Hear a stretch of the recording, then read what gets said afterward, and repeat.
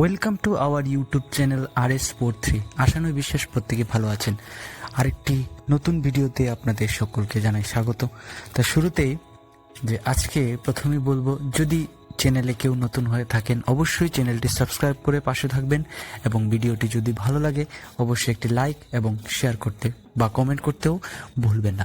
তাহলে এই ভিডিওতে আমরা আজকে আলোচনা করব IPL 2024-এর যে 10 জন টিমের যে ক্যাপ্টেন বা ঘোষিত হয়ে গেছে সেই বিষয় নিয়ে আজকে আলোচনা করব। তাহলে চলুন বন্ধুরা, কথা না বাড়িয়ে আজকে শুরু করছি সেই টপ 10 IPL 2024-এর ক্যাপ্টেন। আজকের প্রথমেই যার কথা বলবো, প্রথম হলো মুম্বাই ইন্ডিয়ান্স।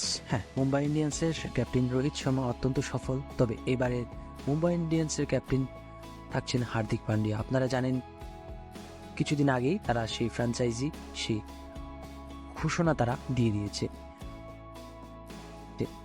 তারপরে আসছি কলকাতা নাইট রাইডার্স। বন্ধুরা, কলকাতা নাইট রাইডার্সের ক্যাপ্টেন হচ্ছে এবার শ্রেয়স আয়ার। অর্থাৎ গত বছর ছিল নীতিশ রানা, এবার কিন্তু তা পালন করবেন আবারও শ্রেয়স আয়ার। তারপরে আসছি দিল্লি ক্যাপিটালস। দিল্লি ক্যাপিটালসেরও এবার ঋষভ পান্ত কিন্তু আবারও ফিরে এসছে।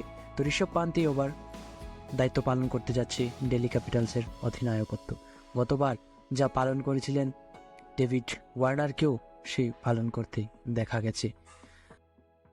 এবারে বলবো রাজস্থান রয়্যালস। বন্ধুরা, রাজস্থান রয়্যালসেরও পরিবর্তন হয়নি, তবে এবারও ক্যাপ্টেন বা অধিনায়কত্বের দায়িত্ব পালন করতে যাচ্ছে সঞ্জু স্যামসন। আসছি লখনৌ সুপার জায়ান্টস।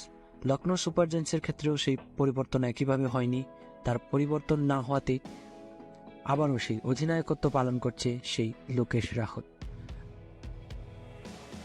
আসছি পরবর্তী team royal challengers Bangalore.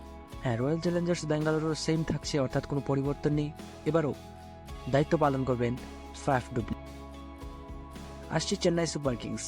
Chennai super কিংসের ক্ষেত্রেও সেম বা পরিবর্তন কোনো হয়নি। গত বছরে সেই চ্যাম্পিয়ন আবারও সেই ধোনির হাত ধরেই, বা ধোনির হয়তো শেষ IPLটা তার সেই হাত ধরেই কিন্তু খেলতে যাচ্ছে। আসছি পরবর্তী টিম গুজরাট। বন্ধুরা, গুজরাটের গতবারের যে রানার্স আপ তার দলের ক্যাপ্টেন ছিল হার্দিক পান্ডিয়া। এবারে কিন্তু তার দলের পরিবর্তন হয়েছে, অর্থাৎ হার্দিক পান্ডিয়াকে মুম্বাই দেওয়া হয়েছে। তাই এবারে গুজরাটের যে ক্যাপ্টেন্সি তা পালন করবেন শুভমান গিল। আসছি পরবর্তী ক্যাপ্টেন, অর্থাৎ সানরাইজার্স হায়দ্রাবাদ। সানরাইজার্সের হায়দ্রাবাদের এবার পরিবর্তন হয়েছে। আপনারা জানেন যে 20.5 কোটি রুপির যে ক্রিকেটার প্যাট কামিন্স, তাকে কিন্তু ক্যাপ্টেন্সির দায়িত্ব দেওয়া হয়েছে। অর্থাৎ এবারে 2024-এর ক্যাপ্টেন্সি বা অধিনায়কত্বের দায়িত্ব পালন করবেন প্যাট কামিন্স। আসছি আজকের ভিডিওর শেষ, অর্থাৎ যার কথা বলবো তিনি হলেন পাঞ্জাব কিংস। বন্ধুরা, পাঞ্জাব কিংসেরও পরিবর্তন হয়নি। এবারে পাঞ্জাব কিংসের সেই ক্যাপ্টেন্সির দায়িত্ব কিন্তু শেখর ধাওয়ানি পালন করতে যাচ্ছে। তো বন্ধুরা, আশা করি ভিডিওটি ভালো লেগেছে। যদি ভিডিওটি ভালো লেগে থাকে অবশ্যই চ্যানেলটি সাবস্ক্রাইব করে পাশে থাকবেন এরকম নিত্য নতুন ভিডিও পাওয়ার জন্য।